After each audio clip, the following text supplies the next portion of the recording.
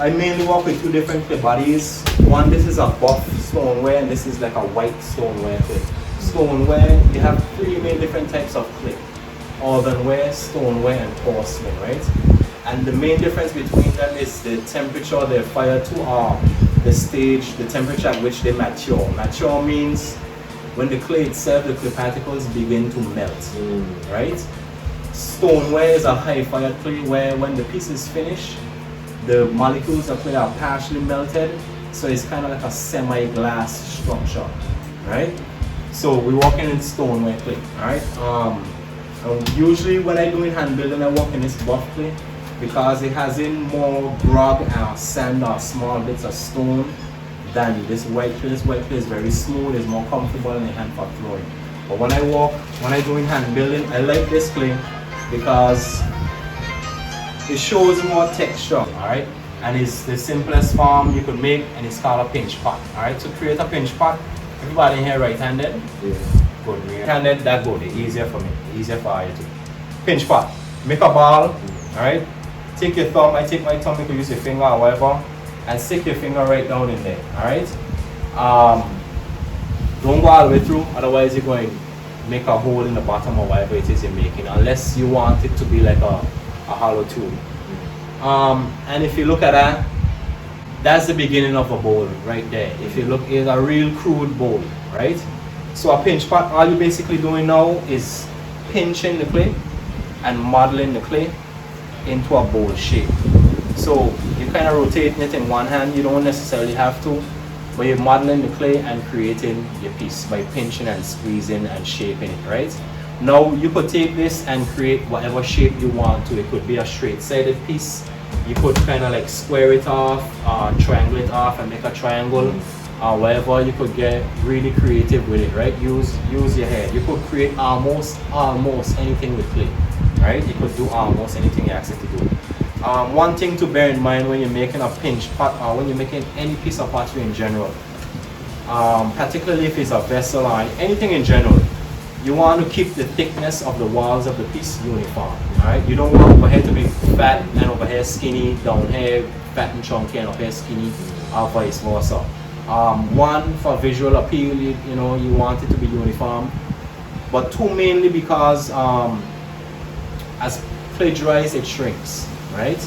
And as it shrinks, the rate it shrinks at depends on how thick the piece is. A thicker piece, it'll take slower to dry than a thinner piece. A thin piece, it'll dry really quickly. You could now take this pinch bowl and create other things from it. Like, I have some pieces next door, like little animals. I recently did a turtle for somebody to show it to our next door. It began as a pinch bowl, right? And pinch and modeling similar. Like,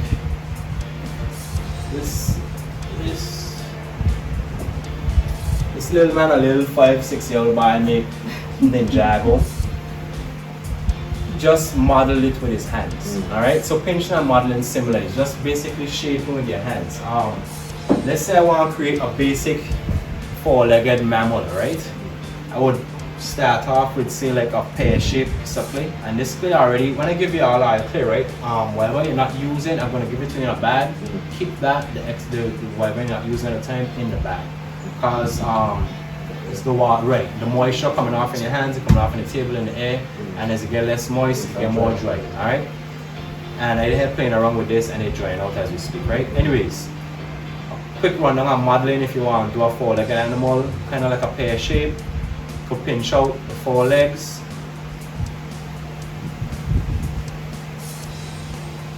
And a head.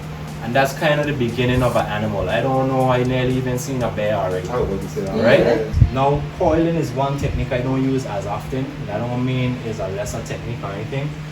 You can use coils and create a vase or any type of piece by basically stacking coils on top of each other, making them smaller or wider to alter the shape as you build. Right? You can use coils for doing a design or a pattern on the outside of a piece. You could like wrap this into a snake or a circle, or do like this and like stick on the side of your bowl or whatever and make a pattern. I had a family come last weekend, and like the mommy I made this and the son I made this, and they were both made from coils. Alright? Sit down thing, my boy, I find I'm more like a stress reliever than an actual. Then I prefer using the pin, right? And when you're rolling with the pin, I should actually get it and demonstrate it. You want to kind of roll from the inside to the outside, right? And you don't want this end up happening where you're rolling and squishing off the edge, just like with, I show you with the pinch pot, you want the slab to be even, right? I even got some guides for the rolling pin because I find students can't get a flat slab roll, I don't know why, right? So I have guides if you need a guide. Anyways, after you create your slab, a slab is so versatile. I love slabs for that. You could do anything. You could draw on the slab, right? Something onto the slab. You could take a printed something or something you draw on a paper, lay it on there, trace it over, and you're going to transfer the picture onto the slab. You could do that with anything, but it's easier with a slab because it's flat, right? Slabs are so versatile. You can cut out the slab to a particular shape, into squares, rectangles, or whatever, and create a box, or create a triangle, or create a rectangle, or whatever. You can take the slab and roll it into a cylinder, right? Like this is a popular project I like to do for children. Have them cut out a rectangular slab, roll it into a cylinder, cut out a circular slab, stick it on the bottom, and they make a slab cup. Alright, a little spritz of water, and a gentle press, and that could stick clear together. Now, I recommend doing this for like delicate stuff. Say like, right, say you try and stick on a little tiny piece onto something, a little spritz of water and just touch down there and it'll stick fine, and it's a nice clean joint. If you're creating like a big box, you're making something really big, I wouldn't trust this joint. When it dries, the stress in the clay as it drying, it could cause it to separate.